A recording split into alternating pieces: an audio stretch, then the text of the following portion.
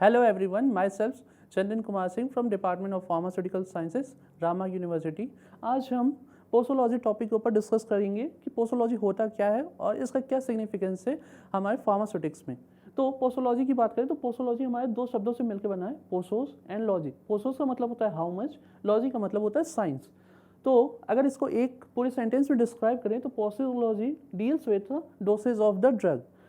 अगर हम बात करें इंडियन फार्माकोपिया की, इसी रिगार्डिंग पोसोलॉजी की रिगार्डिंग इंडियन फार्माकोपिया की बात करें तो इंडियन फार्माकोपिया में आप अगर उसको खोल के देखोगे तो इंडियन फार्माकोपिया में अलग अलग टाइम अलग अलग ड्रग्स के लिए अलग अलग डोसेस फॉर्म दी गई हैं, अलग अलग पेरेंटल अलग अलग रूट्स के थ्रू।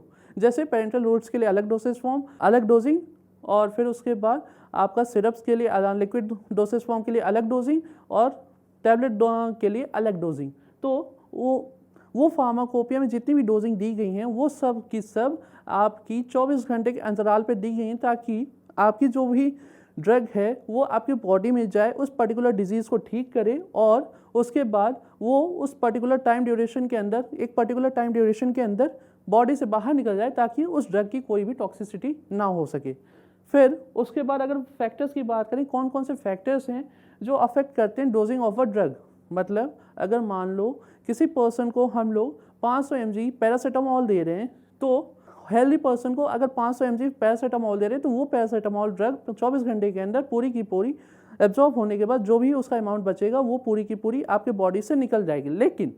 लेकिन अगर उस पर्सन को कोई बीमारी है, अगर वो बूढ़ा है या फिर कोई बच्चा है, तो उसके लिए हमारी पैरासीटामोल की डोज थोड़ी बदल जाएगी। अगर वो पर्सन ज़्यादा बीमार है, उसकी तरह जो बॉडी के टेम्परेचर है ज़्यादा है, तो उसके लिए भी हमारी जो पैरासीटामोल की डोसेज है वो बदल जाएगी। तो उस फैक्टर्स की बात कर लेते हैं, कुछ उनमें से कुछ फैक्टर्स की बात कर लेते हैं जिनकी वजह से हमारी डोजिंग ऑफ द ड्रग बदलती रहती है। सबसे पहला है एज, दूसरा है सेक्स, तीसरा है बॉडी वेट, चौथा है रूट ऑफ एडमिनिस्ट्रेशन और पांचवा है प्रेजेंस ऑफ डिजीज़। इन पांचों को हम लोग थोड़ा डिटेल में डिस्कस कर लेते हैं क्या होते हैं। तो सबसे पहले बात करें एज की, तो एज में अगर हम लोग पर्सन्स को डिस्क्राइब करें तो इनको 3 कैटेगरी में बांटा जा सकता है। सबसे पहला इन्फेंट्स, दूसरा है एडल्ट्स और तीसरे हैं ओल्ड पर्सन्स और जेरियाट्रिक पेशेंट। तो अगर यहाँ पे सबसे पहले बात करें इन्फेंट्स की, तो यहाँ पे इन्फेंट्स में सबसे पहली बात कि वहाँ जो भी आपकी ड्रग होती है वो आपका लिवर में मेटाबोलाइज होती है। तो अगर इन्फेंट्स की बात करें तो इन्फेंट्स में लिवर आपका पूरी तरह से अच्छे से डेवलप नहीं होता है, जिसकी वजह से जो आपकी ड्रग है उसका फार्माकोकाइनेटिक एक्टिविटी बहुत ज़्यादा सही नहीं रहता, जिसकी वजह से उन बच्चों में ड्रग्स की जो मात्रा होती है वो कम दी जाती है, डोसेज जो होती है वो कम दी जाती है, ताकि उनमें ज़्यादा टॉक्सिसिटी ना हो। दूसरी बात करें सेक्स की, तो सेक्स में आप जानते हो 2 नेचुरल सेक्स प्रेजेंट होते हैं, एक मेल एक फीमेल।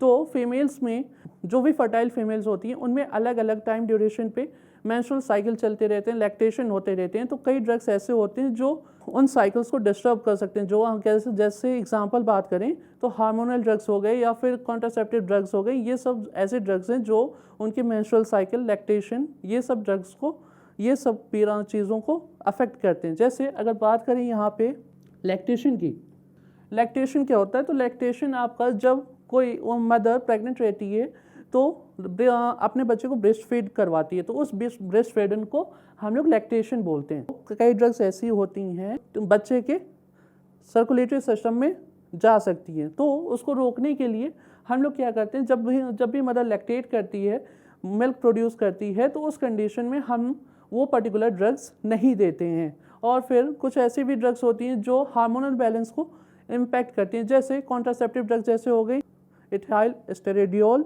नेचुरल हार्मोनल साइकिल को डिस्टर्ब कर देती हैं, जिसकी वजह से आप कंसीव नहीं कर पाते हो। तो फीमेल्स की बात करें तो हम लोग को काफ़ी कुछ देख के फीमेल्स में ड्रग की डोजिंग करनी पड़ती है, खासकर हार्मोनल ड्रग्स की।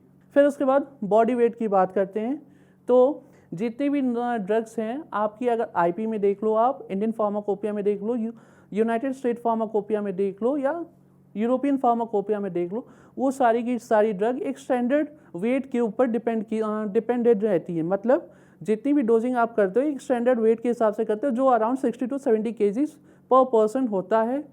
और हर देश में उसका जो डोजिंग है वो थोड़ा सा हल्का सा चेंज होता है, क्योंकि हर पर्सन का, हर कॉन्टिनेंट का थोड़ा सा जो वेट है या जो हाइट है वो वेरी करता है। जैसे अमेरिका और यूरोप में है, अमेरिका की बात करें तो उस वहाँ के लोग जो होते हैं वो थोड़े टॉल होते हैं और जो उनकी हाइट वेट होती है वो थोड़ा ज़्यादा होता है नॉर्मल कंडीशन में, तो उसके लिए उनकी डोजिंग थोड़ी ज़्यादा होती है। इंडिया में जो नॉर्मल पर्सन होता है उसकी हाइट अप्रॉक्स 5'10" से लेके 5'11" होती है और बॉडी वेट 60 to 70 होता है। पर अगर एक्सट्रीम कंडीशन में अगर किसी पर्सन का बॉडी वेट 110 से ऊपर या 50 से नीचे होता है, किसी मेल एडल्ट का बॉडी वेट 100 से ऊपर और 110, 100 या उससे ऊपर होता है या 50 से नीचे होता है, तो उस कंडीशन में हमारी ड्रग अगर रेगुलर डोजिंग करते हैं तो उतनी इफेक्टिव नहीं होती। उस कंडीशन में या तो हम लोग को डोज थोड़ी कम करके देनी होती है या डोज बढ़ा के देनी होती है। इन केस अगर वो पर्सन 110 kg से ऊपर होता है, 100 kg से ऊपर होता है, तो उस कंडीशन में हम लोग क्या करते हैं, जो normal drug 500 mg normal person को 500 mg ड्रग दे रहे हैं, वो ड्रग हम लोग उसको 600 mg या 550 mg अप्रॉक्स देते हैं। वो डिपेंड करता है कि उसका फॉर्मूला पे कैलकुलेट करने पे कि उसको कितनी डोज देनी है। फिर उसके बाद रूट ऑफ एडमिनिस्ट्रेशन। तो रूट ऑफ एडमिनिस्ट्रेशन की बात करें तो हमारे पास अलग अलग रूट्स हैं जिसके थ्रू हम लोग ड्रग्स को देते हैं, जैसे आईवी, ओरल, रेक्टल, ये सब अलग अलग रूट्स हैं जिनके थ्रू हम लोग ड्रग्स को पर्सन में देते हैं।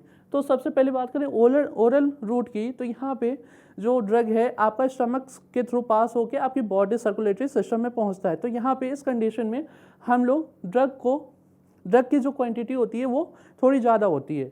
आईवी में जो ये इंट्रावेनस रूट है, यहाँ पे हम लोग ड्रग की क्वांटिटी कम रखते हैं क्योंकि ये डायरेक्टली हमारे बॉडी में जाती है, सर्कुलेटरी सिस्टम में जाती है, जिसकी वजह से अगर ये ज़्यादा क्वांटिटी में चली जाती है तो इसकी उस ड्रग की आपको पॉइजनिंग हो सकती है। फिर रेक्टल रूट की बात करें तो कुछ ड्रग्स ऐसी होती हैं जिनको हम रेक्टल रूट्स के थ्रू देते हैं, जैसे पैरासीटामोल सपोजिटरीज हो गई या फिर लेक्सेटिव्स हो गई। ये सब जो ड्रग्स होती हैं वो हम लोग रेक्टल रूट के थ्रू देते हैं। फिर उसके बाद लास्ट टॉपिक की बात करें तो प्रेजेंस ऑफ डिजीज़। तो प्रेजेंस ऑफ डिजीज़ की बात करें तो हमारी बॉडी में जो ड्रग होती है वो सबसे पहले लिवर में मेटाबोलाइज होती है और किडनी से एक्सक्रीट आउट होती है। तो अगर हम लोग लिवर और किडनी की बात करें, सबसे पहले किडनी की बात करें तो किडनी में अगर किसी भी तरह की कोई भी बीमारी होती, किडनी स्टोन भी हो जाता है या फिर किडनी डिस्फंक्शन भी हो जाती है किसी कारण से, तो हमारे बॉडी में ड्रग एक्यूमुलेट होने लगती है, इकट्ठा होने लगती है, जिसकी वजह से हमको पॉइजनिंग होने लगती है। फिर उसके बाद लिवर की बात करें तो लिवर हमारा क्या है, वो हमारा सबसे इम्पॉर्टेंट ऑर्गन है जो हमारी ड्रग को मेटाबोलाइज करता है, या कोई भी खाना खाते हैं वो हमारी ड्रग को उस चीज़ को मेटाबोलाइज करता है। हमारी बॉडी में जितना भी खाना जाता है वो हमारे लिवर के थ्रू पास होकर हमारे पूरे बॉडी में जाता है। ग्लाइकोजन, ग्लूकोज, ये सब सारा सिस्टम आपका लिवर में होता है और ड्रग का मेटाबॉलिज्म भी लिवर में होता है। तो हम लोग अगर हमारे बॉडी में लिवर को कुछ हो जाता है, लिवर इंजरी हो जाती है, लिवर सिरोसिस हो जाता है, तो उस कंडीशन में ड्रग का प्रॉपर मेटाबॉलिज्म नहीं हो पाता है, जिसकी वजह से हम लोग की बॉडी में पॉइजनिंग हो सकती है या फिर ड्रग प्रॉपरली एक्ट नहीं कर पाएगी उस पर्टिकुलर डिजीज़ के लिए। That's enough for today. Will discuss next topic in next class. Thank you.